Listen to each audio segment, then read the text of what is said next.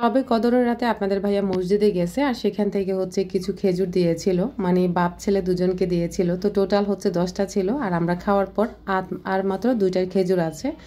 তো আজকে হচ্ছে ভাতের শরবত বানাবো, আর ভাতের শরবত বানালে কিন্তু খেজুরটা দিতেই হয়। খেজুর দিলে যে সারাদিনের যে ক্লান্তি ভাব সেটা দূর হয়, আর খেতেও কিন্তু অনেকটাই মজা হয়।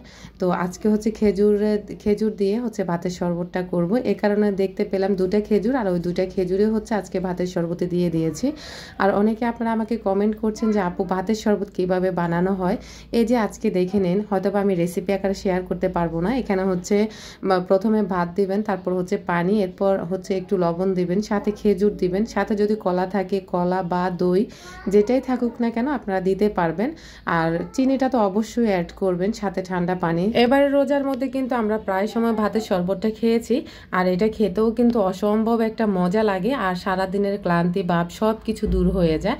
আর সাথে কিন্তু আমার মনে ছিল না দুধের গুঁড়িও অ্যাড করতে পারেন আপনারা, বা তরল যে দুধ থাকে সেটাও অ্যাড করতে পারেন। তো আসলে এই শরবতটা হয়তো বা কেউই দেখায় নাই, কখনো আমি দেখি নাই, কিন্তু আমি এই প্রথম ইউটিউবে দেখাইছি।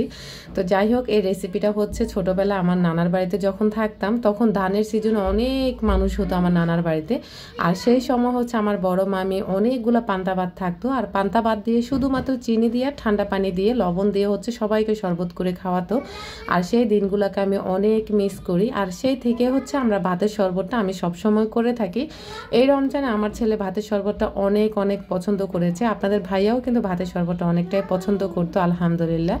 তো যাই হোক, ভাতের শরবত রেডি করে দিয়ে এসেছি। এই ফাঁকে হচ্ছে আমি আজকে শুটকির তরকারি রান্না করতে ইচ্ছে করেছে। এখানে বেগুন, ছোট সাইজের একটা চিচিঙ্গা, তারপর হচ্ছে টমেটো দিয়ে কাচকি শুটকি দিয়ে আমি হচ্ছে তরকারিটা রান্না করছি। আলহামদুলিল্লাহ অনেক মজা হয়েছে, আর তৃপ্তি করে আমি সন্ধ্যার সময় কয়টা ভাত খেয়েছি। ভয়েসটা ওভার করছি বিকেলবেলা, আর বাইরে কিন্তু অনেকটাই ব্যাকগ্রাউন্ড নয়েজ আসছে, আপনারা আমাকে ক্ষমা সুন্দর দৃষ্টিতে দেখবেন। তো যাই হোক, এখানে হচ্ছে ইফতারের জন্য সব কিছু রেডি করে নিয়ে এসেছি। আর আজকের বেগুনিগুলো একটু লাল কমই করেছি, তো একটু টাইম কম ছিল, এই কারণে এভাবে করে নিয়েছি। আর খেতে আলহামদুলিল্লাহ মজা হয়েছে। এখন তো আমরা বাসায় ইফতারি তৈরি করি না, তারপরও যেহেতু রমজান শেষ হয়ে যাচ্ছে, বেসন ছিল, এই কারণে ভাবলাম যে 2টা বেগুনি বানিয়ে নিই। আর হচ্ছে পেঁয়াজু আগের ছিল আর কি, এখানে জিলাপি আনাইছি, আর এখানে বুট মেখে রেখেছি সব কিছু মিলায়। আর ওই যে ভাতের শরবত হচ্ছে আরাফের জন্য রেডি করে দিয়েছে আপনাদের ভাইয়া। একজন আপু কালকে কমেন্ট করেছেন আনিসাজাদ একটা আইডি থেকে, উনি বলেছেন আপু আপনার ছেলেটা কিউটের ডিব্বা, মাশাল্লাহ, ওকে প্রতিদিন দেখাবেন ভিডিওতে। তো সেই সুবাদে হচ্ছে আপুর কথা রাখার জন্য হচ্ছে আরাফকে আজকেও দেখালাম। তো মাশাল্লাহ, আর আরাফ কিন্তু সবসময় ক্যামেরার সামনেই থাকে, ওকে দেখানোই লাগে, বাট কখনো দেখাই কখনো দেখাই না, এই হচ্ছে আর কি তফাৎ। তো যাই হোক, এখানে হচ্ছে আমরা সব কিছু রেডি করে নিয়ে বসেছি। আর সারাটা দিন কিন্তু আমি অনেক অসুস্থ ছিলাম, যদিও আপনাদের সাথে বলতে এতক্ষণ মনে ছিল না। কালকে সারা রাত কিন্তু মানে সন্ধ্যার পর থেকে আমি কোনো ধরনের নামাজই পড়তে পারি নাই। তো এখানে যে দেখতে পাচ্ছেন যে আমি রান্না বান্না করার পরে সব কিছু একদম নোংরা হয়ে আছে, আর সকালবেলা কিচেনে কিন্তু এগুলা দেখতে একদম বাজে একটা অবস্থা লাগে। আর আমি তো আসলে বেসিক্যালি এগুলা সকালবেলা কিচেনে দেখতেই পারি না, আমার কেন জানি অনেকটাই খারাপ লাগে। আর গতকাল রাতে হচ্ছে আমি অনেক অসুস্থ ছিলাম, আমার হচ্ছে চোখে ব্যথা, নাকে ব্যথা, তারপর হচ্ছে দাঁতে ব্যথা, আমার হচ্ছে নাকে সমস্যা, হয়তো আপনারা আমার পুরনো ভিউয়ার্সরা জানেন। তো আমার এই বাম নাক থেকে একদম পুরো চোখে হচ্ছে ব্যথা, প্রচণ্ড ব্যথা করতেছে একদম হাড়ের ভিতরে। তো এই কারণে হচ্ছে আসলে আমি আর সন্ধ্যার পর থেকে কোনো কাজই শুরু করিনি। তো আমি হচ্ছে রোলাক ওষুধ খেয়ে তারপরে হচ্ছে এখন কিছুটা সুস্থ আছি আলহামদুলিল্লাহ, তবে পুরোপুরি সুস্থ না আর কি। তো এখন কিচেনে এসে হচ্ছে এগুলো তো করা লাগবে, এখন 11টা থেকে হচ্ছে কাজটা শুরু করছি।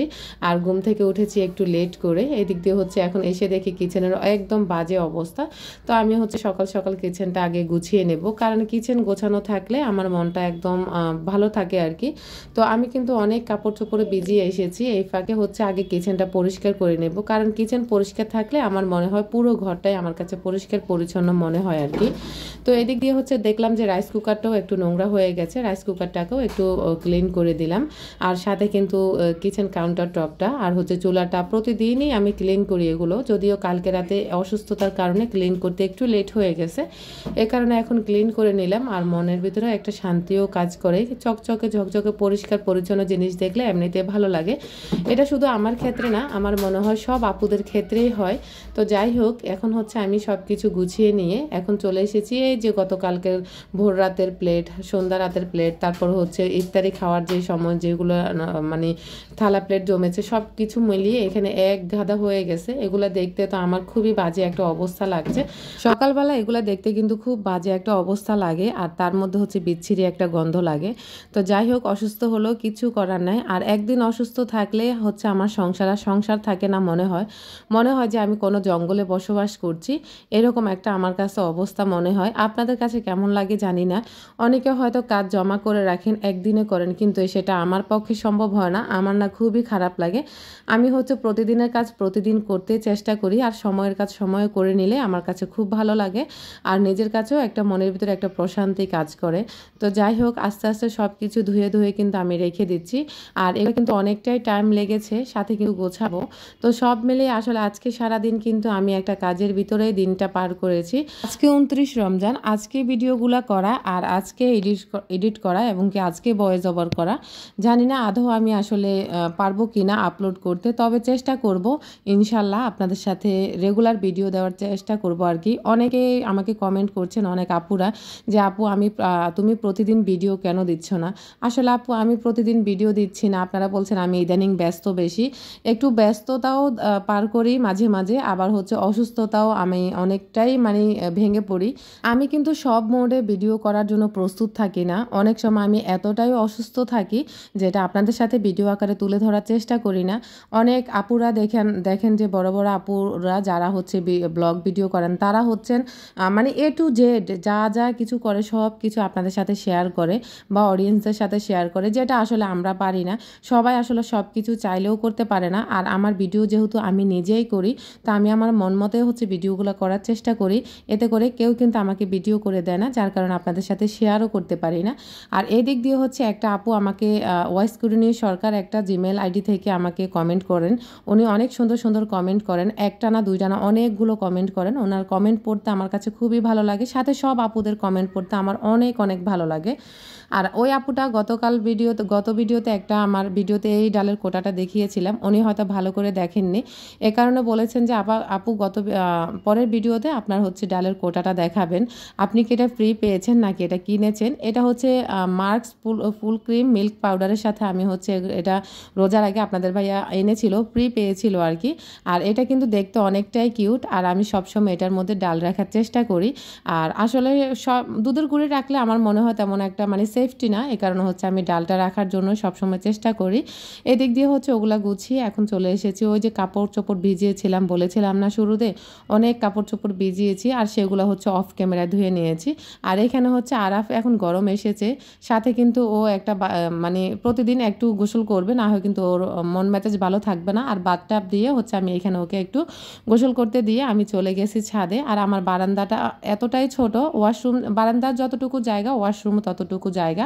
তো যাই হোক, এখন চলে এসেছি ছাদে এসে দেখলাম প্রচণ্ড রোদ, আর পরিবেশটাও অনেক বেশি শান্তশিষ্ট মনে হচ্ছিল, দেখে খুবই ভালো লাগছে। আর এদিক দিয়ে আমি সব কাপড় চোপড় মেলে দিয়েছি। ইদানিং কাপড় চোপড় ধুতে আমার অনেকটাই কষ্ট লাগে।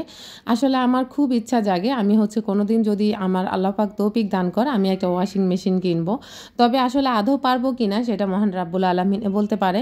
তবে আমি তো আশা করছি, বাকিটা আল্লাহ পাকের ইচ্ছা। আর এদিক দিয়ে আমি সব কাপড় চোপড় ধুয়ে হচ্ছে একটু ছাদে ছিলাম 5 মিনিটের মতো। ওরা হচ্ছে একটু বাসায় খেলা করছিল। আর আবার অনেকে মনে করবেন না যে আমার বাচ্চারা পানি নষ্ট করে, পানি অপচয় করে। আসলে আমি কিন্তু ওদেরকে কখনোই পানি অপচয় করতে দিই না, কারণ একদিন পানি না থাকলে কষ্টটা কেমন সেটা আমিই বুঝি। তো জাস্ট ওদেরকে একটু গোসল করার জন্য দিয়েছি, কিন্তু পানি একদমই অপচয় করবে না আমার ছেলেরা। আর আমি কখনোই পানি অপচয় করি না। এদিক দিয়ে হচ্ছে ছাদে থেকে চলে এসে এখন হচ্ছে আমি কিচেন র্যাকটা গুছিয়ে নেব। ওই যে থালা প্লেট সব কিছু ধুয়ে কিচেনে পানি ঝরাতে দিয়েছি। পানি আর কি ঝরবে, এমনিতে রেখে দিয়েছিলাম আর কি। এসে হচ্ছে এখন আমি কিচেন র্যাকটা গুছিয়ে নেব। আর আগে এগুলা রেখে আমি কেন গিয়েছিলাম কাপড় ধুইতে জানেন? কারণ হচ্ছে বাসায় পানি থাকবে না, বা পানি থাকবে কিন্তু যদি পানি শেষ হয়ে যায় তাহলে কিন্তু 10-20 মিনিট বা আধা ঘন্টা লেটও হতে পারে। এই কারণে হচ্ছে আগে আমি যে কাপড় চোপড়গুলো ভিজিয়েছিলাম সেগুলো ধুয়ে নিয়েছি, ধুয়ে ছাদে দিয়ে এখন হচ্ছে আমি যে থালা প্লেটগুলো ধুয়ে গেছিলাম ওগুলো হচ্ছে আস্তে আস্তে এখন আমি সবগুলা কিচেন র্যাকের মধ্যে গুছিয়ে নেব। আর কিচেন র্যাকটা আসলে প্রতিদিনই আমি মুছি আর প্রতিদিনে গুছিয়ে নিই, যেহেতু এখানে থালা প্লেটের একটু পানি থাকে, এর মধ্যে হচ্ছে তেলাপোকা থাকার সম্ভাবনা বেশিই থাকে। এই কারণে আমি প্রতিদিন মোছার একটু চেষ্টা করি, না হয় কিন্তু তেলাপোকা একটা দুটো আসতেই পারে স্বাভাবিক। তো যাই হোক, এখন হচ্ছে এই যে আমি কিচেনের যে র্যাকের যে সেলফগুলো থাকে বা ট্রেগুলো থাকে ওগুলো হচ্ছে মুছে নিচ্ছি। আর ওখানে ওই যে পানি জমে জমে একটু সাদা হয়ে গেছে, তো ওটা মুছে সুন্দর করে নিয়েছি। আর এখন আমি যে ধোয়া থালা প্লেটগুলো ছিল সেগুলো হচ্ছে একে একে গুছিয়ে নেব। গোছাতে আপনাদের কাছে একটা রিকোয়েস্ট করব, যারা এখন আমার ভিডিওতে একটি লাইক দেননি প্লিজ একটি লাইক দিবেন। আপনাদের ছোট্ট একটি লাইকের মাধ্যমে আরও একটি ভিডিও মেক করতে অনেকটাই উৎসাহ পাই।